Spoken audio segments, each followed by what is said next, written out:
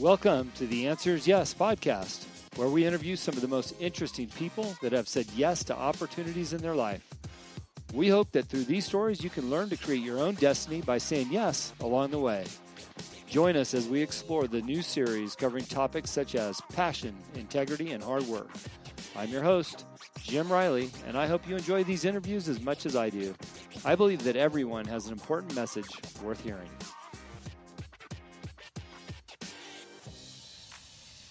Today I wanted to start the show out a different way.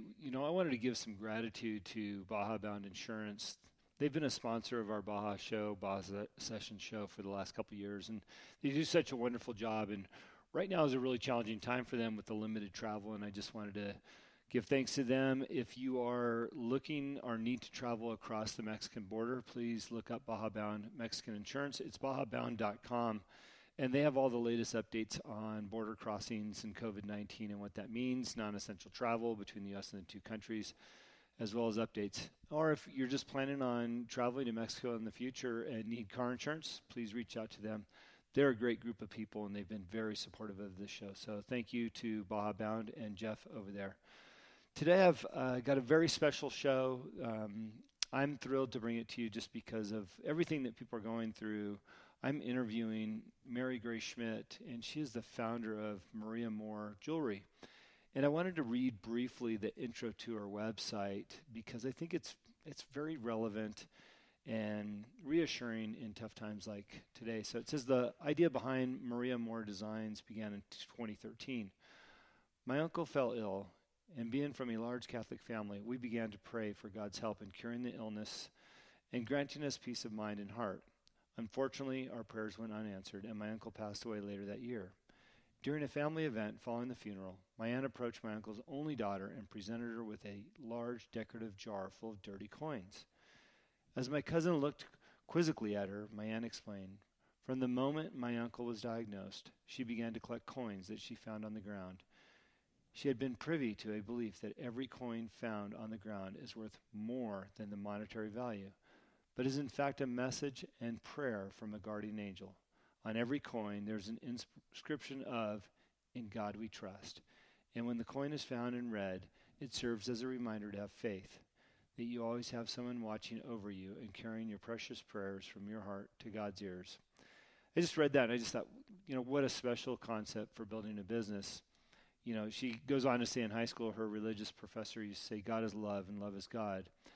Everyone has different beliefs and practices diverse religions, but those two lines seem to simplify it all. To spread love to others is to share God in your life, and that is exactly what she's doing with her jewelry line. So whatever your beliefs are and what guides you through life, just keep in mind that there's always something out there to support and love you, and it never hurts to spread happiness and joy. So I'm thrilled to bring this interview to you from Mariamor Designs. Welcome to the Answers Yes. I've got Mary Schmidt on the phone. How are you today? I'm wonderful. Thank you. How are you? I'm doing well. I've had the morning to go through your website a little bit, and I love what you're doing. It's just fantastic, your messaging and your jewelry and everything, and we certainly want to hear all about that today. Thank you. Thank you so much for having us on. Well, I know how the story ends and what your website looks like, but I'd love to hear kind of how you got started being an entrepreneur, or maybe some of your background. You can go back as far as when you were a kid or what influenced you at a younger age, and kind of walk us through your background. Yeah. So I'm actually from Orange, California. Uh-huh. I grew up here, and I'm part of a pretty big family. I have several dozen cousins and aunts and uncles, and they all live pretty close, and I'm very grateful for that, and it's kind of led me to where I am today. So I have my dad. I think you asked kind of what led me to be an entrepreneur. I'd say my dad was probably one of my bigger forces in that. Both of my parents really.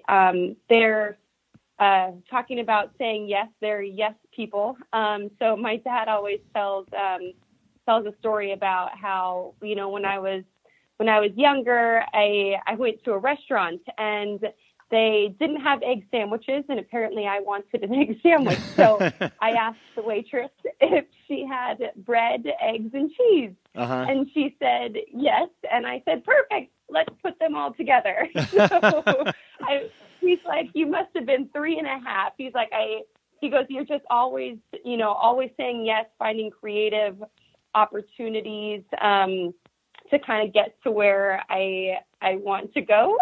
So speaking of my dad, I always laugh, I tease him. I'm like, you're a serial entrepreneur. His passion is building businesses, building people up, kind of helping them get to where they want to go. And I think, my dad and the rest of my family kind of encouraged, I have 3 siblings, a brother-in-law, so 4 siblings now. And I think the way that we were raised is just to kind of go after your dreams, that whatever they are, at 100 miles an hour, and don't stop. And there is no saying no. Whatever your dream is, we're going to go after it, and we're going to get it, and we're going to find a way to get there. So when I was younger, I actually played soccer. I played a lot of sports, but soccer was my passion, was my dream when I was little. I thought, I'm going to be in the World Cup one day. And I know a lot of little girls think that, but I was kind of on the right path. I was playing, club soccer, and we did great things, state championships, got into national championships. We did a lot of awesome things when we were young. I played for the state team, the regional team, the national team at different levels during my youth career, which was just, talk about a dream come true. Talk about, how excited I was when I got some of those letters. So it again, kind of pushing toward, a dream at 100 miles an hour. I never really thought of anything else. It was faith, family, and soccer, and there was really nothing else. I'm sure my teachers probably didn't love that, but that's where my priorities were. And it was like I had tunnel vision. It was, soccer was it. So then I got to college, and again, kind of following that dream, like I'm going to be in the World Cup. Got to college, and I committed to Texas A&M, go Aggies. Right. And I loved it. It was wonderful. It was a hard decision for me. I've never been great at making choices, whether it's choosing a muffin at a restaurant or choosing a college.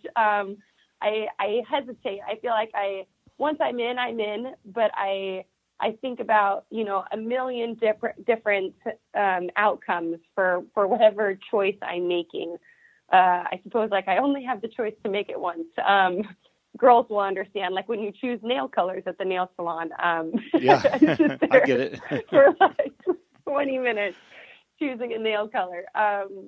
But I chose Texas A&M, and I think that was, one of the best decisions of my life.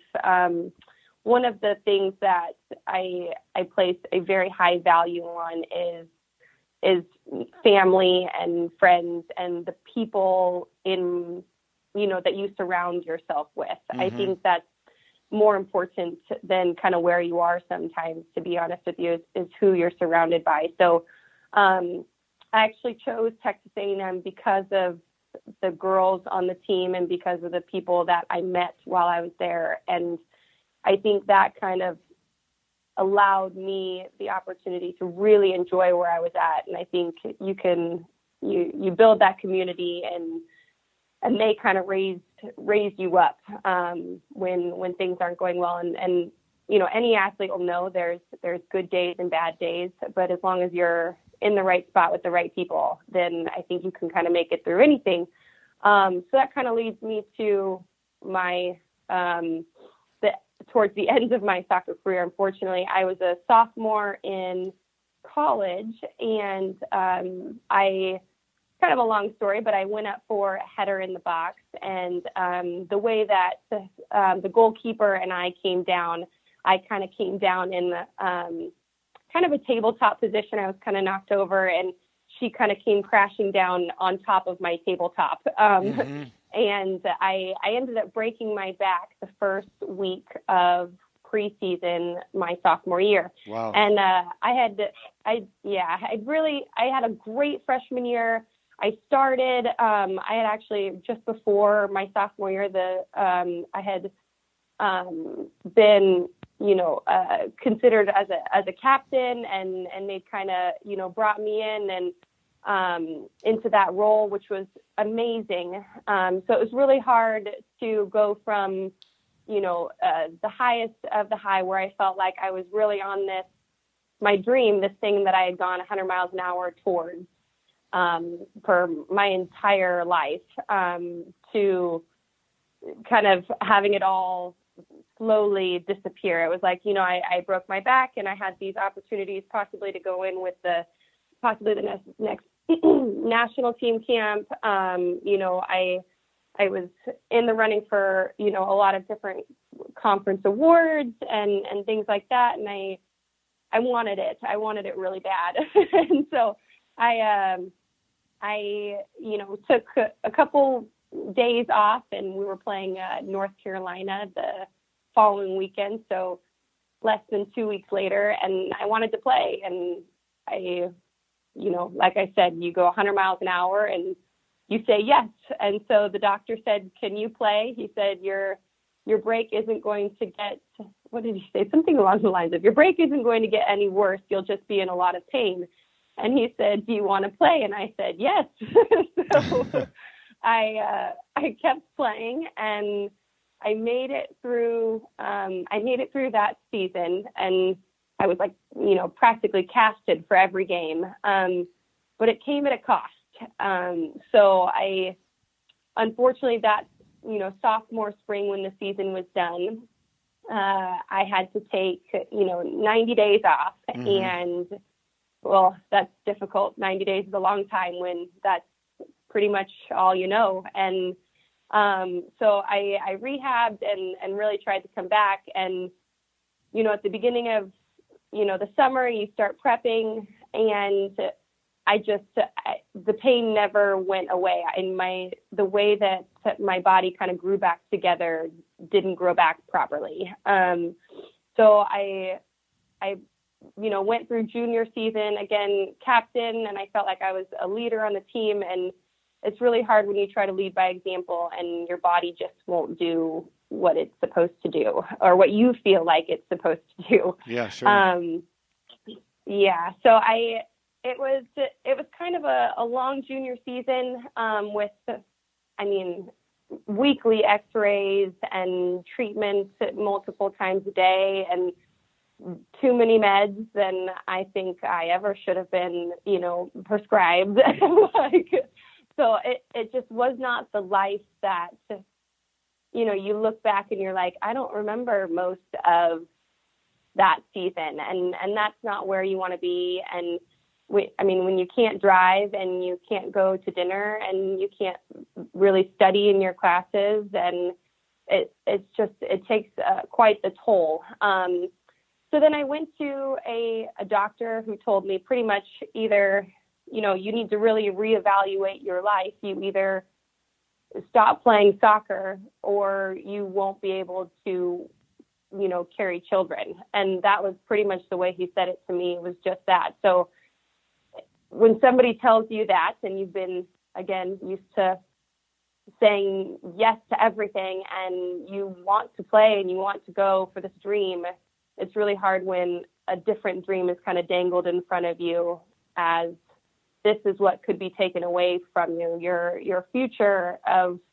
a family, your future of, walking and working out like a normal person. And, that could all go away if you continue to do what you're doing. So my senior year, I actually stepped back, which was, I talked about saying yes. Saying yes to that was probably one of the hardest decisions of my life. So I stepped back and became kind of we'll call it like a